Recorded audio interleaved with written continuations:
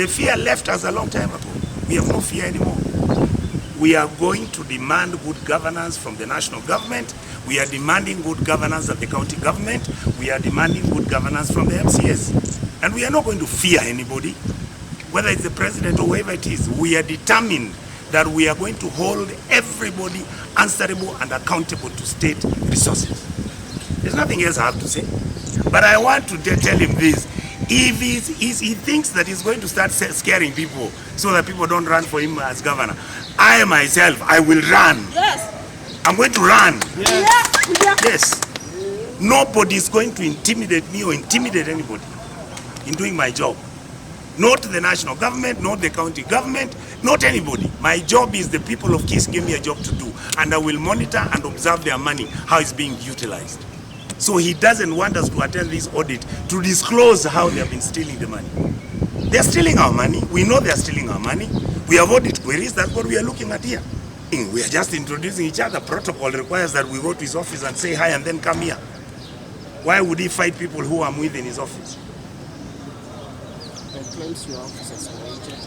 Yes, they have been beating this fella here. I'm only saying I've been beaten. They have been beating this guy.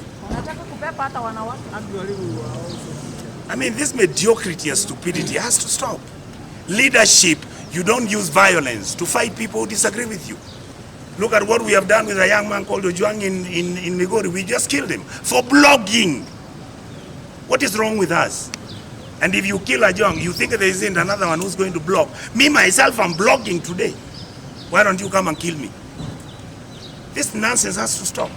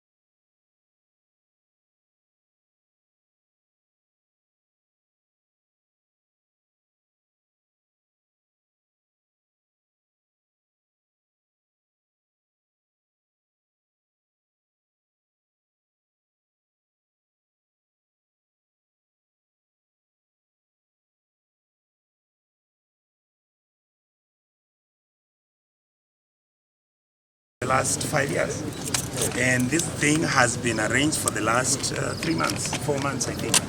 We came to this house, we had a meeting with the committee, we then decided under the normal protocols, we will go to the county commissioner's office. After we finish with him, we go to the governor's office, we go to the assembly, then we come to make the presentation and find out why contractors have never been paid their money the last 3 years, right? Why we are having 3.2 billion shillings in the CRF account. All right, why there are no tendering procedures that are being followed when jobs are being given, why the law is being broken when the county government is spending money. All right, so we are not started interrogating those issues. As I'm sitting in the governor's office, I'm then told the team from my office who work under the oversight team who are being fought by goons who had been brought by the county government. What are you supposed to do? So my argument is, I'm not going to attend a meeting where members of the county assembly are not there, members of the oversight are not there, and I'm being told I'm the only one who's going here to attend the meeting. What am I doing here alone? Why? What are they fearing? What is Simbarati fearing? Who came with violence? Do you see any of these people having guns or trees or sticks to fight for anything? And what I'm saying is very simple. Whether it is the national government, whether it's the county government, whether it's an MCA, whether it's me as a senator, whether it's my member of parliament, my job is to oversight what we do. And nothing is going to stop me. Nothing, not threats, not violence, not anything. Why? Because the job I was given is to talk, is to say the truth. If I make an accusation which is false, let somebody prove it beyond a reasonable doubt. My argument is this violence has been set up so that we can then not conduct the exercise and the process that we came here to do. Otherwise, who is violent around here? Who has it? Were we discussing even anything controversial? No.